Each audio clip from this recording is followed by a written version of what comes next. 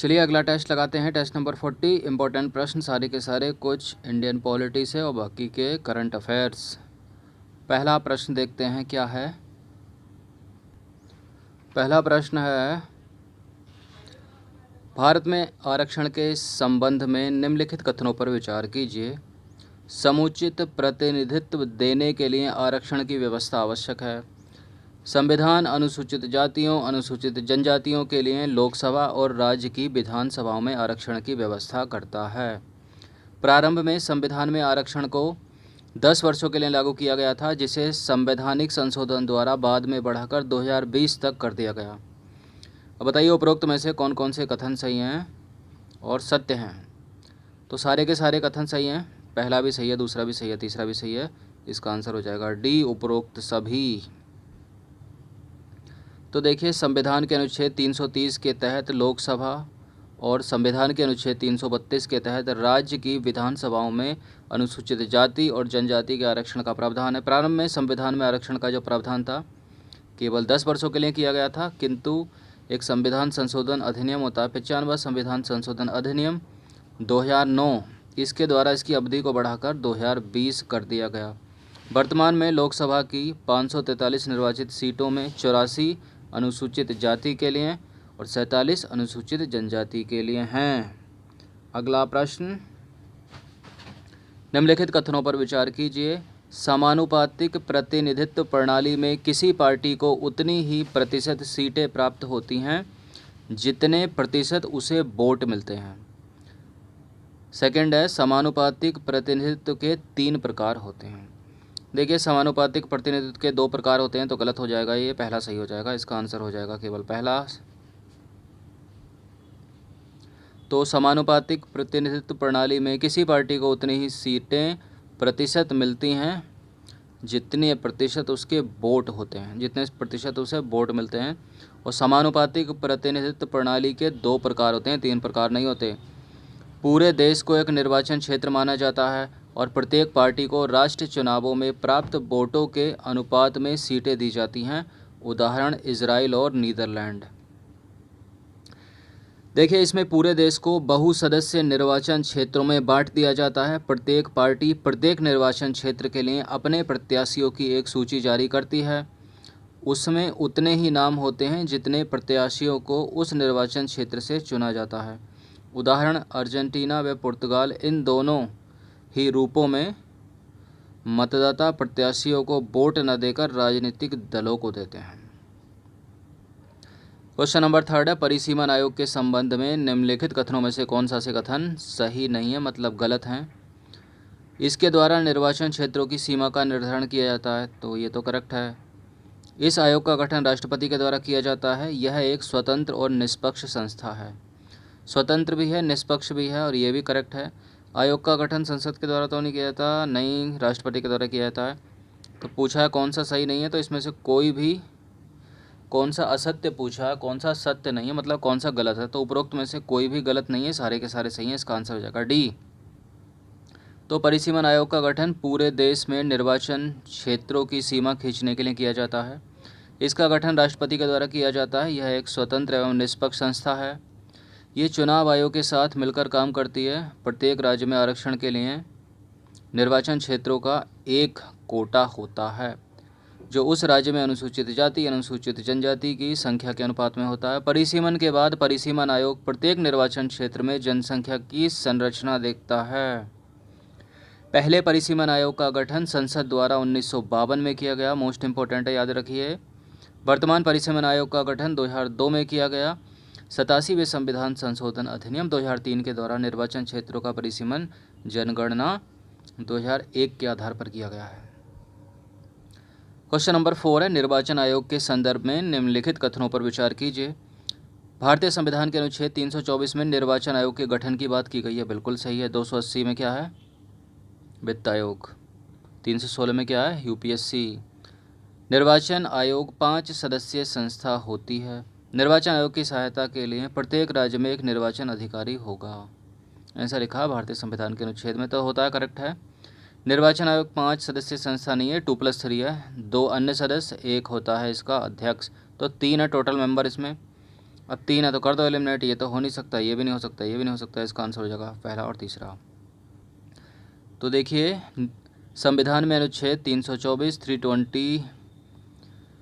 324 के अनुसार 324 के अनुसार निर्वाचन के लिए मतदाता सूची तैयार करना और चुनाव के संचालन का अधीक्षण, निर्देशन, नियंत्रण का अधिकार एक स्वतंत्र निर्वाचन आयोग को है। संविधान द्वारा निर्वाचन आयोग को चुनावों से संबंधित हर बात पर अंतिम निर्णय करने की भूमिका सौंपी गई है।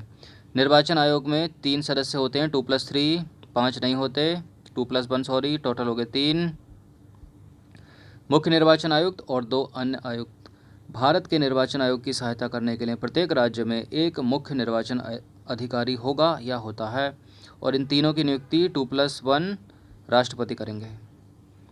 कथन और कारण है, चुनाव के दौरान निर्वाचन आयोग राज्य और केंद्र प्रशासनिक अधिकारियों का तबादला कर सकता है या रोक भी सकता है, क्योंकि चुनाव प्रशासनिक अधिकारियों की मदद से संपन्न कराया जाता है। इस दौरान आयोग का प्रशासनिक अधिकारियों पर पूर्ण नियंत्रण होता है। पूर्ण नियंत्रण होता है तो कर सकता है, ऐसा कर सकता है। तो कथन और कारण दोनों सही हो जाएंगे और स्पष्टीकरण भी करेगा तो ए सही हो जाएगा इसका।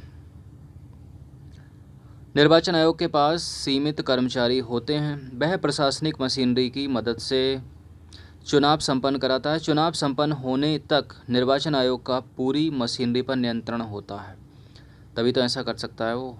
यदि प्रशासनिक अधिकारी निष्पक्ष ढंग से काम करने में विफल होते हैं तो वह उनके विरुद्ध कार्रवाई कर सकता है, वह अधिकारियों का तबादला कर सकता है और रोक भी सकता है। नंबर 6 है, भारत के निर्वाचन आयुक्त या आयुक्तों को किसके द्वारा हटाया जा सकता है? तो वही जो उसको नियुक्त करता है, प्रेसिडेंट ऑफ इंडिया।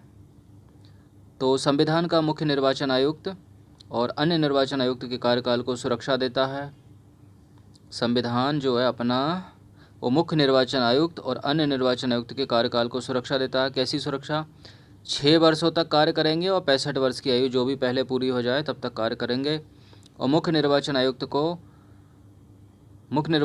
को कार्यकाल समाप्त होने से पहले भी राष्ट्रपति के द्वारा हटाया जा सकता है, लेकिन इसके लिए संसद के दोनों सदनों को इस संदर्भ में प्रस्ताव पारित करना होगा, वो भी विशेष बहुमत से। क्या होता है विशेष बहुमत? उपस्थित और मतदान करने वाले सदस्यों का 2/3 बहुमत प्लस सदन की कुल संख्या का साधारण बहुमत से पारित कर इस आशय का एक प्रतिवेदन राष्ट्रपति को भेजना होगा। राष्ट्रपति के हस्ताक्षर होते ही निर्वाचन आयुक्त को अपने पद से हटाया हुआ माना जाएगा। हटा हुआ। क्वेश्चन नंबर 7 है, निम्नलिखित कथनों पर विचार कीजिए। लोकसभा तथा विधानसभा की चुनाव प्रक्रिया हेतु first past the post system को अपनाया गया है।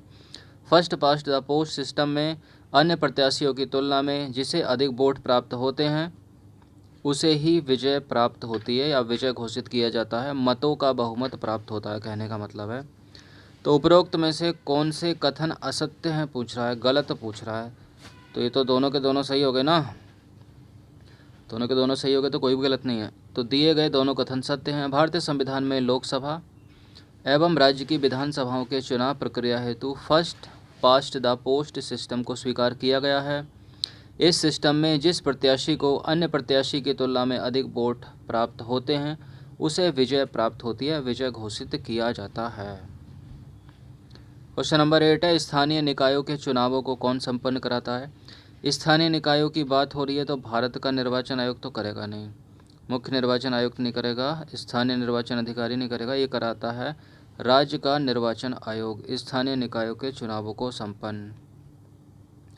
कहाँ लिखा है ऐसा? भारत के संविधान के अनुच्छेद 243 के और 243 जेड से ए तक, जेड ए के तहत स्थानीय निकायों का चुनाव राज्य निर्वाचन आयोग द्वारा कराया जाता है। अगर इनको भूल जाते हो तो इसको तो याद ही रखना, राज्य निर्वाचन आयोग द्वारा कराया जाता है स्थानीय निकायों का चुनाव।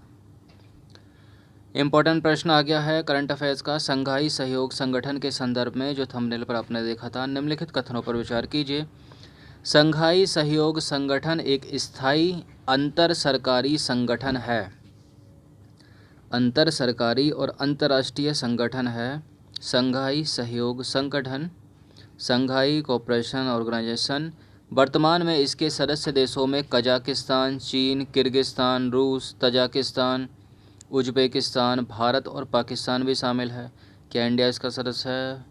रूसी और चीनी इसकी आधिकारिक भाषाएं हैं। और कौन सा कथन इसमें सही है बता दो। तो देखिए यह एक स्थायी अंतर सरकारी अंतर्राष्ट्रीय संगठन है, ये तो करेक्ट है। वर्तमान में इसके सदस्य कजाकिस्तान है, चीन है, किर्गिस्तान है, रूस है, तजाकिस्तान है, उज्बेकिस्तान है, भारत है, पाकिस्तान शामिल है। क्या भारत इसका सदस्य है, बिल्कुल है, करेक्ट है दोनों। और रूसी और चीनी इसकी आधिकारिक भाषाएं, ये भी करेक्ट है। तो इसका आंसर तो डी हो जाएगा फिर, सारे के सारे सही हैं। तो यह एक स्थायी अंतर सरकारी अंतर्राष्ट्रीय संगठन है। यह एक यूरेशियन राजनीतिक, आर्थिक और सुरक्षा संगठन है जिसका उद्देश्य संबंधित क्षेत्र में शांति, सुरक्षा व स्थिरता बनाए रखना है। इसकी स्थापना 15 जून 2001 को शंघाई में हुई थी। रूसी और चीनी SCO शंघाई कोऑपरेशन ऑर्गेनाइजेशन की आधिकारिक भाषाएं हैं, रूसी और चीनी। याद रखिएगा इनको। वर्ष 2001 में SCO शंघाई कोऑपरेशन ऑर्गेनाइजेशन की स्थापना से पहले कजाकिस्तान, चीन, किर्गिस्तान, रूस, तजाकिस्तान शंघाई 5 नामक संगठन थे।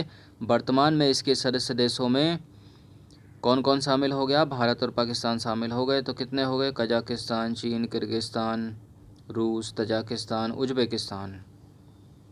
तो कौन कौन शामिल हुए देखा जाए तो इसमें उज्बेकिस्तान, भारत और पाकिस्तान। इम्पोर्टेंट है, प्रश्न याद रखना। इंडिया को तो अलग कर ही लो, मतलब भारत जिस जिस संगठन में शामिल है ना, वो बहुत पूछते हैं उसको प्रश्न। वन्य जीव अपराध नियंत्रण ब्यूरो के संदर्भ में निम्नलिखित कथनों पर विचार कीजिए। यह गृह मंत्रालय के अधीन कार्य करता है। इसकी स्थापना देश में संगठित वन्यजीव अपराध से निपटने के लिए की गई। देखिए वन्यजीव अपराध नियंत्रण ब्यूरो की बात कर रहा है, तो गृह मंत्रालय क्या करेगा भाई? इसमें मिनिस्ट्री ऑफ होम अफेयर्स का तो कोई काम ही नहीं है। इसके अंदर होगा कौन सा मंत्रालय? पर्यावरण, वन और जलवायु परिवर्तन मंत्रालय, ministry of environment, forest and climate change. तो दूसरा तो सही है, यहाँ पर पहला गलत है। पहला गलत है तो ये तो हो नहीं सकता, ये भी नहीं हो सकता, क्योंकि दूसरा सही है तो ये भी नहीं हो सकता। इसका आंसर हो जाएगा केवल 2। तो वन्यजीव अपराध नियंत्रण ब्यूरो देश में संगठित वन्यजीव अपराध से निपटने के लिए पर्यावरण, वन एवं जलवायु परिवर्तन मंत्रालय के अधीन भारत सरकार द्वारा स्थापित एक सांविधिक बहु अनुशासनिक इकाई है या निकाय है। तो 10 के 10 इंपॉर्टेंट प्रश्न है। अच्छे से रिवीजन करते रहिए, 5 से 6 घंटे कंटिन्यूसली पढ़ते रहो। 10 से 11 महीने तक सिलेक्शन हो ही जाएगा। प्रारंभिक परीक्षा में भी और मुख्य परीक्षा में भी राइटिंग प्रैक्टिस भी करते रहना साथ साथ।